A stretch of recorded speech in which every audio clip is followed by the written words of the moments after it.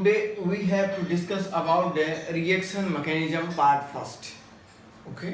हम लोग जो है मैकेनिज्म पार्ट 1 पढ़ाएंगे, देन आगे जो है पार्ट 2 पार्ट 3 जो है चलते रहेंगे. ठीक है. सो बेटा, before starting the reaction mechanism, so let consider this type of the reaction. देखिए जरा ध्यान से, कोई भी केमिकल रिएक्शन जनरली जो है बेटा इस तरीके से होती है. This is the substrate and substrate, और यहाँ पे बेटा दिस इज द रिएजेंट. और जब ये दोनों आपस में रिएक्शन करते हैं, so formation of product takes place. Okay, what I am saying that ये एक सबस्ट्रेट है और this is the reagent. Reagent is that part of the reactant, because of the both reagent as well as the substrate are the part of the reactant. But I am saying that the reagent is that part of the reactant which attacks to substrate. समझ रहे हैं ना? तो मैं यहाँ पे लिख रहा हूँ, देखिए, which attacks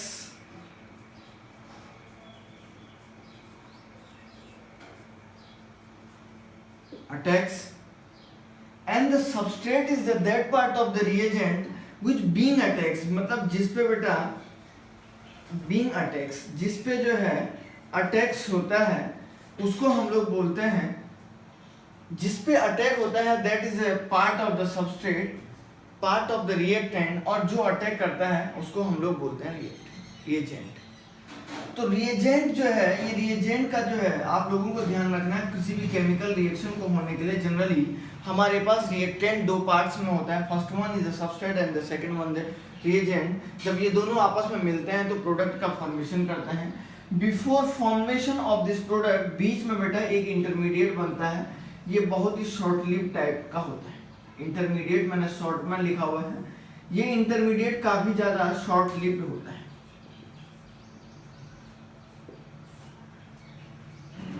काफी कम समय के लिए बनता है, देन प्रोडक्ट का फॉर्मेशन हो जाता है. लेकिन मैं ये कहना चाहता हूँ, reagent is the generally the reagent जो है एक that part of the reactant which attack, जो अटैक करेगा. लेकिन इस बात पे ये जो है किसी भी रिएक्शन को होने के लिए आपको इस बात का ध्यान रखना है कि इस रिएजेंट का कौन सा पार्ट इस सबस्ट्रेट पे अटैक करेगा, कौन सी कंडीशन होगी जो इस पे आसानी से अटैक करने देगी, कहां से कौन से पोजीशन से ये अटैक करने के लिए सूटेबल होगा. और सबस्ट्रेट की इस कंडीशन को आप लोगों को ध्यान रखना होगा कि इस सबस्ट्रेट का कौन सा पोजीशन सूटेबल होगा सामने वाले के अटैक्स होने के लिए.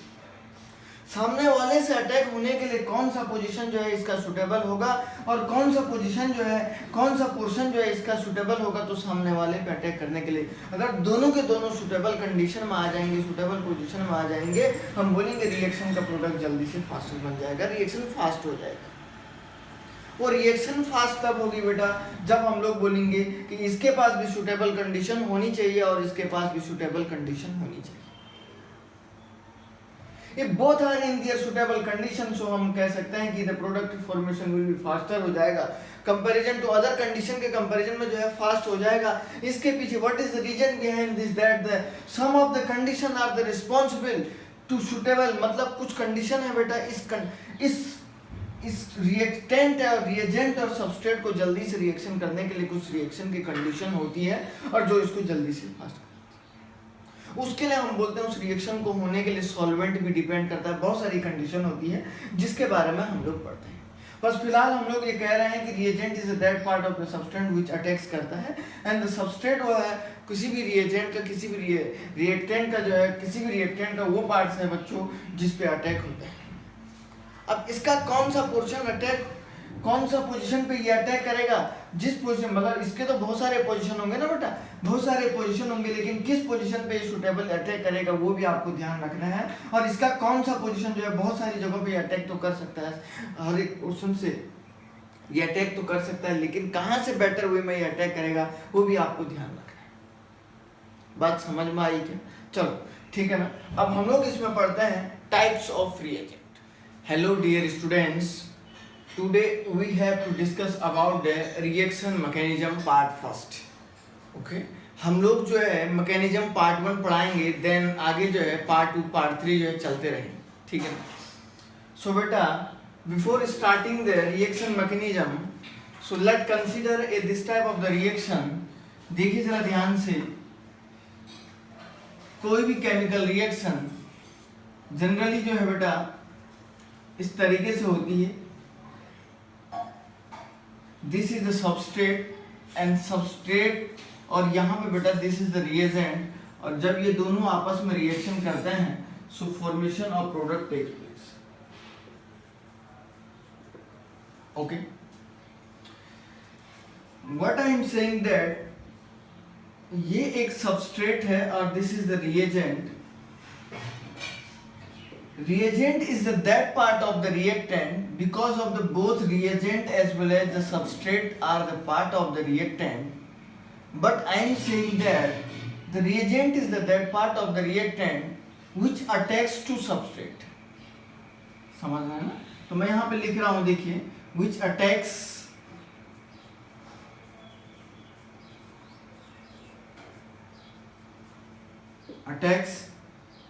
and the substrate is that part of the reagent which being attacks, मतलब जिस पे बेटा being attacks, जिस पे जो है attacks होता है उसको हम लोग बोलते हैं, जिस पे अटैक होता है that is a part of the substrate, part of the reactant, और जो अटैक करता है उसको हम लोग बोलते हैं reagent. तो रिएजेंट जो है, ये रिएजेंट का जो है आप लोगों को ध्यान रखना है, किसी भी केमिकल रिएक्शन को होने के लिए जनरली हमारे पास रिएक्टेंट दो पार्ट्स में होता है. First one is the substrate and the second one the reagent. जब ये दोनों आपस में मिलते हैं तो प्रोडक्ट का फॉर्मेशन करते हैं. Before formation of this product बीच में बेटा एक इंटरमीडिएट बनता है. ये बहुत ही शॉर्ट लिव टाइप का होता है. इंटरमीडिएट मैंने शॉर्ट में लिखा हुआ है. ये इंटरमीडिएट काफी ज्यादा शॉर्ट लिव्ड होता है,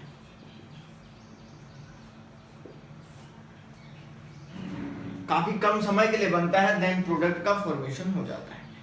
लेकिन मैं ये कहना चाहता हूँ reagent is the generally the reagent जो है एक that part of the reactant which attack, जो अटैक करेगा. लेकिन इस बात पे ये जो है किसी भी रिएक्शन को होने के लिए आपको इस बात का ध्यान रखना है कि इस रिएजेंट का कौन सा पार्ट इस सबस्ट्रेट पे अटैक करेगा, कौन सी कंडीशन होगी जो इस पे आसानी से अटैक करने देगी, कहां से कौन से पोजीशन से ये अटैक करने के लिए सुटेबल होगा. और सबस्ट्रेट की इस कंडीशन को आप लोगों को ध्यान रखना होगा कि इस सबस्ट्रेट का कौन सा पोजीशन सुटेबल होगा सामने वाले के अटैक्स होने के लिए. सामने वाले से अटैक होने के लिए कौन सा पोजीशन जो है इसका सुटेबल होगा, और कौन सा पोजीशन जो है, कौन सा पोर्शन जो है इसका सुटेबल होगा तो सामने वाले पे अटैक करने के लिए. अगर दोनों के दोनों सुटेबल कंडीशन में आ जाएंगे, सुटेबल पोजीशन में आ जाएंगे, हम बोलेंगे रिएक्शन का प्रोडक्ट जल्दी से फास्ट बन जाएगा, रिएक्शन फास्ट हो जाएगा. वो रिएक्शन फास्ट तब होगी बेटा जब हम लोग बोलेंगे कि इसके पास भी सुटेबल कंडीशन होनी चाहिए और इसके पास भी सुटेबल कंडीशन होनी चाहिए. If both are in their suitable condition, so हम कह सकते हैं कि the product formation will be faster हो जाएगा. Comparison to other condition के comparison में जो है fast हो जाएगा. इसके पीछे what is the reason behind this, that the some of the condition are the responsible to suitable, मतलब कुछ condition है बेटा इस रिएक्टेंट और रिएजेंट और सबस्ट्रेट को जल्दी से रिएक्शन करने के लिए कुछ रिएक्शन की कंडीशन होती है और जो इसको जल्दी से फास्ट. उसके लिए हम बोलते हैं उस रिएक्शन को होने के लिए सॉल्वेंट भी डिपेंड करता है. बहुत सारी कंडीशन होती है जिसके बारे में हम लोग पढ़ते हैं. बस फिलहाल हम लोग ये कह रहे हैं कि reagent is that part of the substance which attacks करता है एंड द सबस्ट्रेट वो है किसी भी रिएजेंट का, किसी भी रिएक्टेंट का जो है, किसी भी रिएक्टेंट का वो पार्ट्स है बच्चों जिस पे अटैक होता है. अब इसका कौन सा पोर्शन अटैक, कौन सा पोजीशन पे ये अटैक करेगा, जिस पोजीशन, मतलब इसके तो बहुत सारे पोजीशन होंगे ना बेटा, बहुत सारे पोजीशन होंगे, लेकिन किस पोजीशन पे ये सुटेबल अटैक करेगा वो भी आपको ध्यान रखना है. और इसका कौन सा पोजीशन जो है बहुत सारी जगहों पे अटैक तो कर सकता है, हर एक पोर्शन से ये अटैक तो कर सकता है, लेकिन कहाँ से बेटर वे में ये अटैक करेगा वो भी आपको ध्यान रखना है. बात समझ में आई क्या? चलो ठीक है ना. अब हम लोग इसमें पढ़ते हैं टाइप्स ऑफ रिएजेंट. अब जानते हैं types of reagent. There are the two types of the reagent. The first one is the electrophile, second one is the nucleophile. Okay? पहला बच्चों आप लोगों के पास इलेक्ट्रोफाइल होता है, दूसरा आपके पास न्यूक्लियोफाइल होता है. Electrophile is indicated by E positive ions and the nucleophile is Nu minus. What is the, हम लोग पहले पढ़ते हैं इलेक्ट्रोफाइल के बारे में. इलेक्ट्रोफाइल जनरली दो टर्म से मिलके बना हुआ है, पहला आपका इलेक्ट्रो और दूसरा आपके पास फाइल्स, समझ रहे ना, फाइल जिसको बोल रहे हैं। तो इलेक्ट्रो का मीनिंग होता है इलेक्ट्रॉन से, फाइल्स का मीनिंग जनरली हम लवर्स को बोलते हैं। कहने का ये मीनिंग है एक ऐसी स्पीसीज जो इलेक्ट्रॉन्स लवर होता है, दैट इज द इलेक्ट्रोफाइल्स। कहने का ये मीनिंग है जिसको जो है इलेक्ट्रॉनों की तलाश है, इलेक्ट्रॉनों की खोज है, इलेक्ट्रॉनों का भूखा है, दैट इज द इलेक्ट्रोफाइल। समझना ना, इलेक्ट्रॉन की जिसको जरूरत होती है उसी को हम लोग क्या बोलते हैं, इलेक्ट्रोफाइल के नाम से जानते हैं। ठीक है ना बेटा। अब हम इस इलेक्ट्रोफाइल के टाइप्स के बारे में जानते हैं, कितने टाइप्स से हमने इसको कैटेगराइज किया गया है, कोई भी केमिकल रिएक्शन होने के लिए इसको अलग अलग तरीके से जो इंडिकेट करते हैं उसके बारे में डिस्कस करते हैं। ठीक है ना बेटा। टाइप्स में हम लोगों ने जो है इस तरीके से डिवाइड किया है। पहला मैंने लिखा है पॉजिटिव चार्ज इलेक्ट्रोफाइल। इलेक्ट्रोफाइल का मतलब है पॉजिटिव चार्ज है, तो इलेक्ट्रोफाइल का मतलब मैंने बताया कि भाई the electrophile are the electron loving species, जिनको इलेक्ट्रॉनों की तलाश है उसी को हम लोग इलेक्ट्रोफाइल के नाम से जानते हैं। So first of all positive charge electrophile, तो जिस पे पॉजिटिव चार्ज होगा generally H positive ion, Br positive ion, NO2 positive ion, nitronium ion जिसको बोल रहे हैं, NO पॉजिटिव एक्सेट्रा, बहुत सारे इस नेचर में बहुत सारे इलेक्ट्रोफाइल हैं। सो मैंने बहुत कम लिखे हुए हैं, इस तरीके से पॉजिटिव चार्ज वालों को हम लोग इलेक्ट्रोफाइल के नाम से जानते हैं। The second one is the electrophile having the vacant p orbital. हम दूसरे उनकी बात कर रहे हैं बच्चों जिन इलेक्ट्रोफाइल के पास जो है p ऑर्बिटल होता है, वैकेंट p ऑर्बिटल होता है। आप लोग जानते होंगे जैसे बोरोन क्या होता है, बोरोन जो है एक लेविस एसिड है, ऑलरेडी पता है ना आप लोगों को, एक एसिडिक नेचर का होता है, क्योंकि generally electrophile is the acidic nature, Lewis acidic nature का होता है, क्योंकि इलेक्ट्रॉनों की जो इलेक्ट्रॉन पेयर को एक्सेप्ट करता है उसी को हम लोग जो है एसिड के नाम से जानते हैं, लेविस एसिड बोलते हैं। तो ये इलेक्ट्रोफाइल यहाँ पे आप देख रहे हैं, ये BCl3 भी जो है एक जो है इसके पास वैकेंट p ऑर्बिटल होता है, ये अपने ऑक्टेट को कभी भी कंप्लीट नहीं कर पाता है, इसलिए हम लोग इसको जो है एक क्या बोल देते हैं, इलेक्ट्रोफाइल है। AlCl3 भी आप लोगों को पता है, मैंने हम लोगों ने जो है फ्रीडेल क्राफ्ट की रिएक्शन में इसको पढ़ा हुआ है, एज ए कैटालिस्ट इसको यूज किया है। SO3 भी बेटा क्या है, एक तरीके से वैकेंट p ऑर्बिटल हैविंग जो है electrophile. And the third one is the electrophile having vacant d orbital.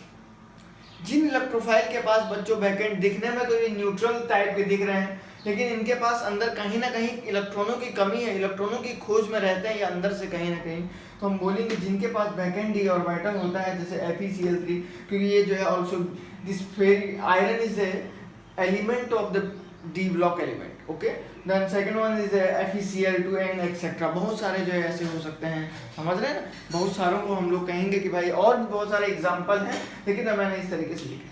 अब हम लोग पढ़ते हैं 4 टाइप का इलेक्ट्रोफाइल हैविंग, ठीक है, इलेक्ट्रोफाइल हैविंग पाई बॉन्डेड इलेक्ट्रोफाइल। ठीक है,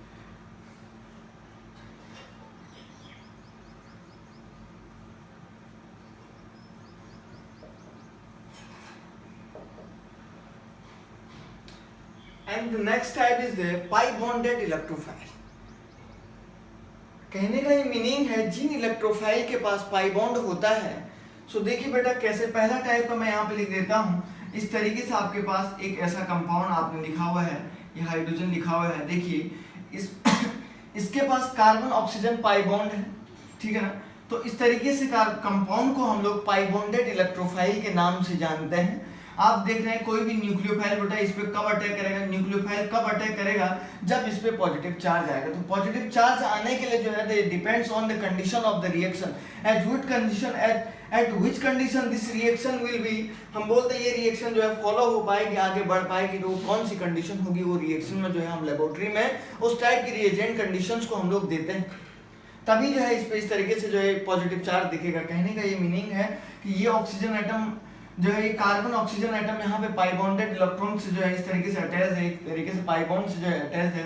ये ऑक्सीजन एटम ऑलरेडी जो है मोर इलेक्ट्रोनेगेटिव है। धीरे से इस कंपाउंड को अगर आप हीट करोगे बच्चों, धीरे से अगर आप इस कंपाउंड को अगर हीट करोगे तो ये इसकी इलेक्ट्रॉन डेंसिटी को खींच लेगा, और जैसे ही ये इलेक्ट्रॉन डेंसिटी को खींचेगा तो इस कार्बन एटम पे बेटा देखो, इस कार्बन एटम पे जो है एक ऐसा, इस पे तो नेगेटिव चार्ज आ जाएगा और इस कार्बन एटम पे कैसा चार्ज आ जाएगा, पॉजिटिव चार्ज आ जाएगा, और अब उस पॉजिटिव चार्ज पे आने वाला न्यूक्लियोफाइल आसानी से अटैक कर देगा। तो इस टाइप के इलेक्ट्रोफाइल को बोलते हैं पाई बॉन्डेड इलेक्ट्रोफाइल। ठीक है ना।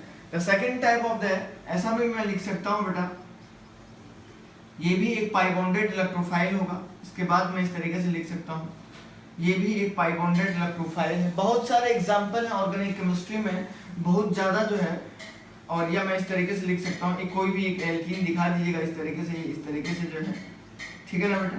ये भी एक पाई बॉन्डेड एल्कीन है या इलेक्ट्रोफाइल होगा। यहाँ पे पॉजिटिव चार्ज आएगा तो ये पॉजिटिव चार्ज पे आने वाला न्यूक्लियोफाइल अटैक करेगा, तो उस रिएक्शंस की कंडीशंस पे डिपेंड करता है, समझ रहे हैं, वो उस रिएक्शन की कंडीशन पे डिपेंड करता है। तो इस तरीके से बहुत सारे एग्जांपल हैं, ठीक है ना। तो अब हम लोग नेक्स्ट पढ़ते हैं,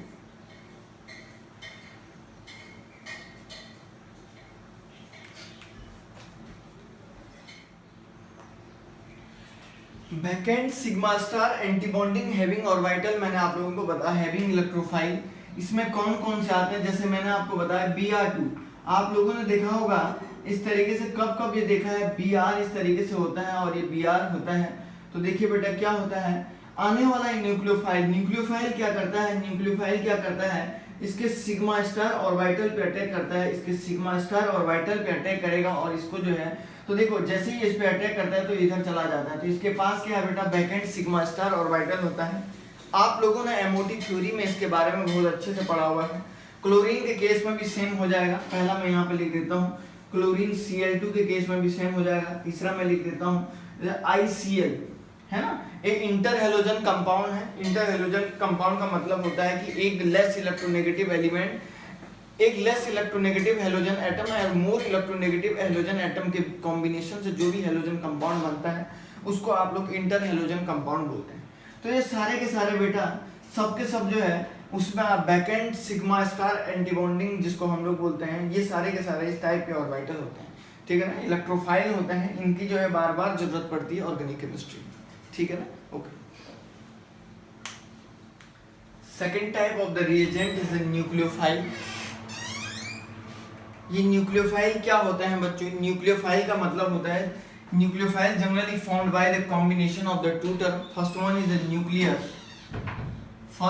द न्यूक्लियस और सेकंड वन आपके पास होता है फाइल्स। फाइल्स का मीनिंग मैंने पहले भी आप लोगों को बताया है। न्यूक्लियो का मतलब हो गया, न्यूक्लियो का मीनिंग होता है बेटा न्यूक्लियस से,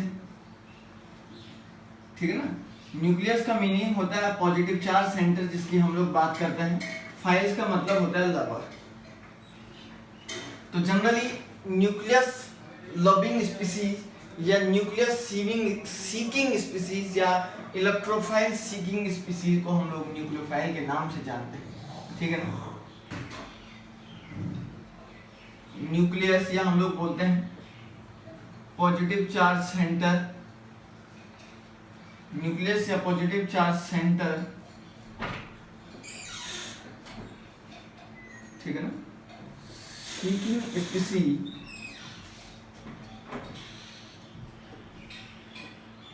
हम लोग इसको जो है न्यूक्लियोफाइल के नाम से जानते हैं, ठीक है ना।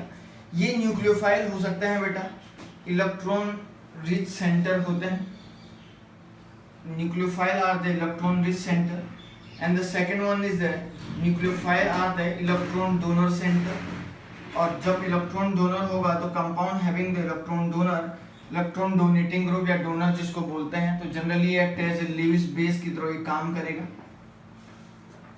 है ना। इलेक्ट्रॉन पेयर डोनर को हम बेस के नाम से जानते हैं, इलेक्ट्रॉन पेयर एक्सेप्टर को is named as a acid, Lewis acid, okay, so that's why this electron pair donor group is known as the Lewis base, okay। एक ही स्पीसी जो है ये न्यूक्लियोफाइल भी हो सकता है, बेस भी हो सकता है, are you getting my point. एक ही स्पीसी जो है न्यूक्लियोफाइल भी हो सकता है और बेस भी हो सकता है, लेकिन it depends on the condition of the reactions, at which condition it act as a base and at which condition it act as a nucleus या nucleophile, okay। So first one is if OH minus आप लोग जानते हैं बच्चों ये nucleophile भी है, base is also known as the electron donor centre and nucleophile भी जो है, even nucleophile is the electron donor centre. ये OH माइनस जो है ये बेस भी हो सकता है, न्यूक्लियोफाइल भी हो सकता है, but at what condition this OH minus act as a base as well as nucleophile, okay. So what I am saying that अगर आप लोगों ने जो है इस OH माइनस को जो है किसी इस तरीके से जो है जरा ध्यान से देखिए CH3Cl के साथ रिएक्शन करवा दी है, ठीक है ना।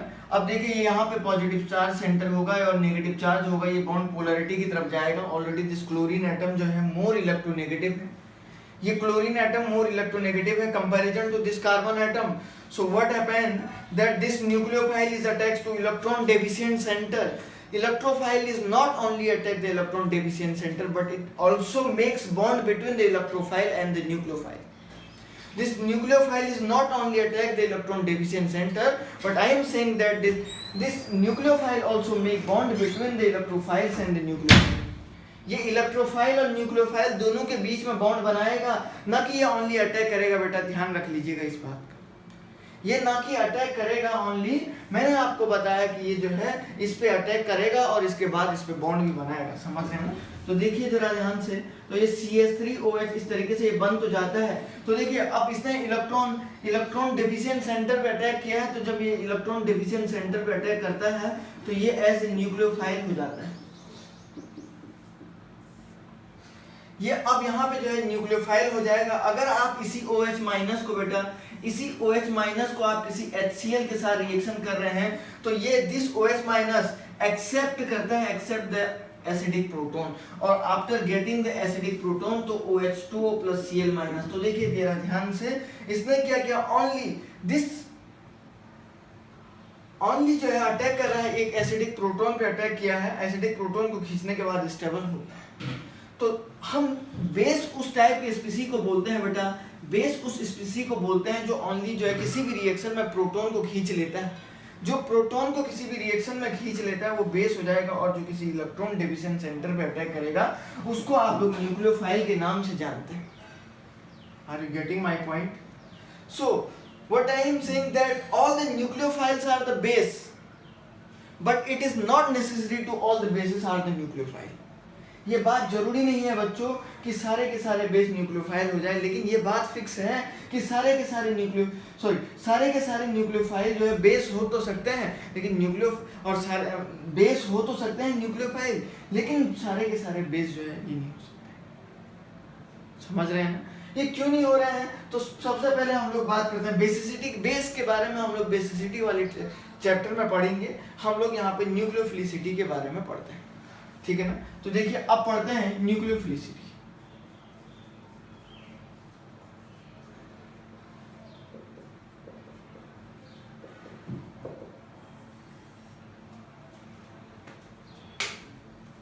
मतलब होता है the meaning of the nucleophilicity is the speed of nucleophile. Speed of nucleophile, किसी भी न्यूक्लियोफाइल की क्या स्पीड होगी उस इलेक्ट्रोफाइल पे अटैक करने के लिए, उसको हम न्यूक्लियोफिलिसिटी से करते हैं।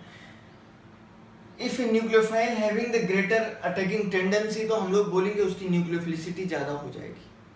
अगर उसकी अटैकिंग टेंडेंसी कम होती है तो हम लोग बोलते हैं बच्चा कि वो जो है उसकी न्यूक्लियोफिलिसिटी कम हो जाए, ठीक है ना। सो न्यूक्लियोफिलिसिटी जो है, न्यूक्लियोफिलिसिटी इज द, मैं यहाँ पे लिख रहा हूँ, न्यूक्लियोफिलिसिटी इज ए,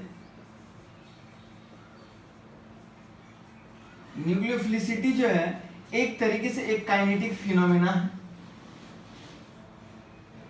एक काइनेटिक फिनोमेना है, मतलब ये क्या करता है, स्पीड को चेक करता है। किसी की अगर स्पीड को मेजर करता है कि भाई किसी कोई जो है फास्टर अटैक कर रहा है या स्लोअर अटैक कर रहा है, तो हम लोग बोलते हैं this nucleophilicity is the kinetic phenomena. लेकिन बेसिसिटी की बात करते हैं बच्चों, बेसिसिटी जो है एक थर्मोडायनेमिक फिनोमेना है।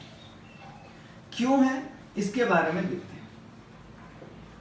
ये थर्मोडायनेमिक फिनोमेना इसलिए है क्योंकि मैंने आपको बताया कि ये क्या करता है, एक एसिडिक प्रोटॉन को अट्रैक्ट करने के बाद, खींचने के बाद स्टेबल हो जाएगा। समझ में?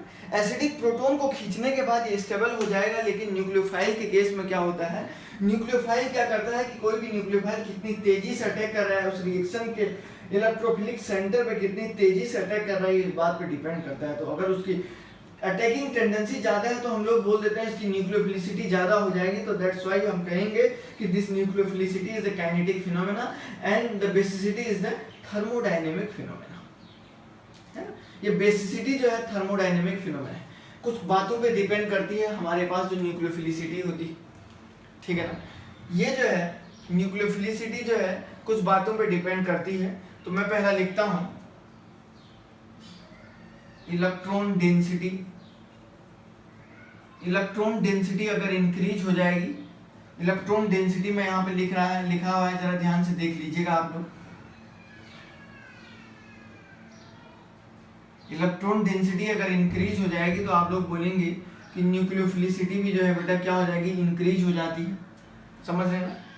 और यह हम लोग बोलते हैं कि जो नेगेटिव चार्ज वाले जो कंपाउंड होते हैं, जो कंपाउंड होते हैं, जो molecule having the negative charge वाले जो है generally are the more nucleophilic in nature than neutral. Neutral के कंपैरिजन में बेटा ये जो है ज़्यादा क्या होते हैं, मतलब नेगेटिव चार्ज वाले जो है ज़्यादा न्यूक्लियोफिलिक नेचर के होते हैं कंपैरिजन टू न्यूट्रल। कहने का मीनिंग है कि OH माइनस की न्यूक्लियोफिलिसिटी ज़्यादा होगी वाटर से, ठीक है ना। NH2 minus is the stronger nucleophile than NH3, ठीक है ना। या हम लोग बोलते हैं SH minus is the stronger nucleophile किसके कंपैरिजन में, H2S के कंपैरिजन में हम लोग इस तरीके से बोल देते हैं, ठीक है। जिनके पास नेगेटिव चार्ज है वो ज़्यादा जो है न्यूक्लियोफिलिक नेचर का हो जाएगा, ठीक है ना बेटा। दूसरा मैं यहाँ पे लिख देता हूँ इन पीरियोडिक टेबल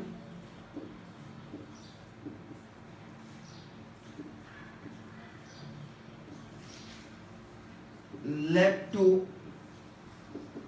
राइट जाने पे जो है जो न्यूक्लियोफिलिसिटी होती है, न्यूक्लियोफिलिसिटी इंक्रीज होगी, सॉरी न्यूक्लियोफिलिसिटी जो है बेटा यहाँ पे डिक्रीज होती है। क्यों होती है मैंने आपको बताया, जरा ध्यान से देखिएगा। इस तरीके से हम लोग लिखते हैं CH3 माइनस के लिए लिखते हैं, और दूसरा हमारे पास होता है NH2 माइनस, और तीसरा OH माइनस होता है, तीसरा F माइनस।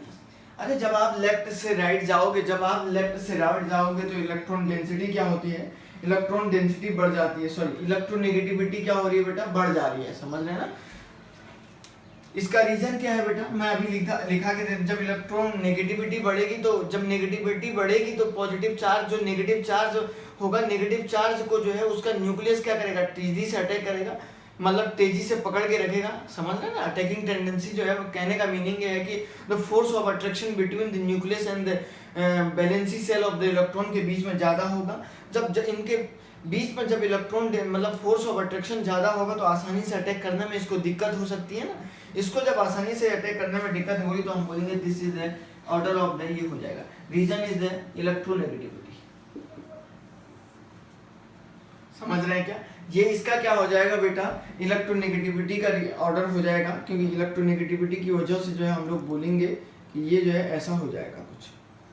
समझ रहे हैं ना आप लोग। ये काफी सिंपल वे में मैं आपको बता रहा हूँ, ठीक है ना। तीसरा टर्म मैं यहाँ पे लिख रहा हूँ, जरा ध्यान से देखो। Third one is the like this, top to bottom nucleophilicity क्या होती है, इंक्रीज होती है। इंक्रीज क्यों हो रही है, क्योंकि हम बोलेंगे जैसे size because of the size जैसे इंक्रीज हो जाएगा तो हम लोग बोलेंगे साइज जैसे जैसे बढ़ेगा तो इलेक्ट्रोनेगेटिविटी कम हो जाती है और इलेक्ट्रॉन डोनेट करने की टेंडेंसी बढ़ जाती है। तो आप लोग बोलेंगे I minus is a better nucleophile than the Br minus is a better nucleophile than Cl minus or than F minus। समझ रहे ना आप लोग, कर लेंगे, कोई दिक्कत तो नहीं है ना आप लोगों को। OH minus is the poor nucleophile than SH minus और SH minus, ठीक है ना, TH minus। इतना ही फिलहाल लिखिएगा। इसका ये भी ऑर्डर हो सकता है, कोई दिक्कत है क्या, आप पूछो बेटा। ASH2 minus is a better nucleophile than the PH2 minus और this is the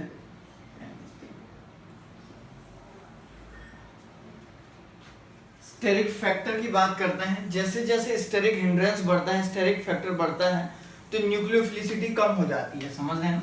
यहाँ पे लिख रहा हूं मैं,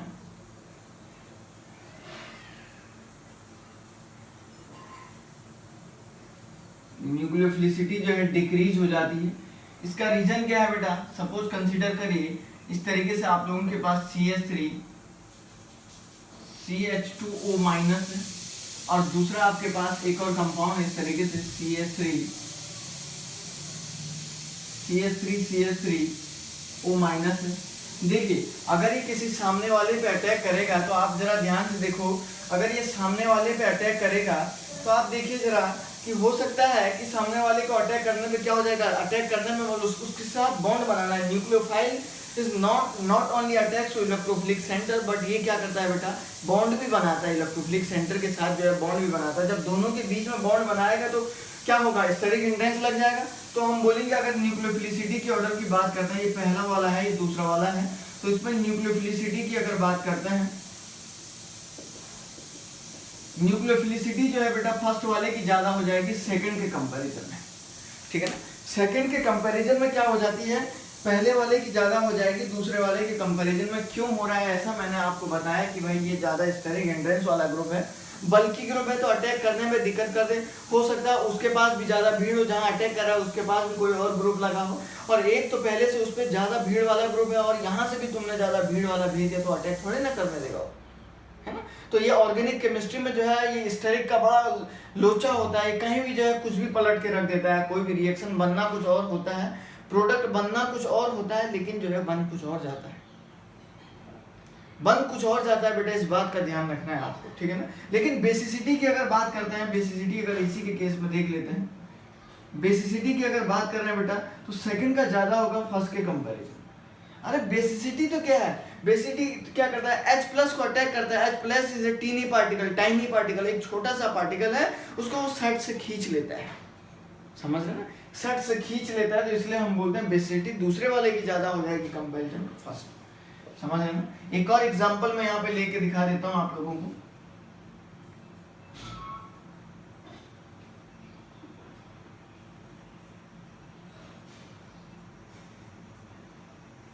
एक ऐसा ही pyridine का एक डेरिवेटिव ले लूं,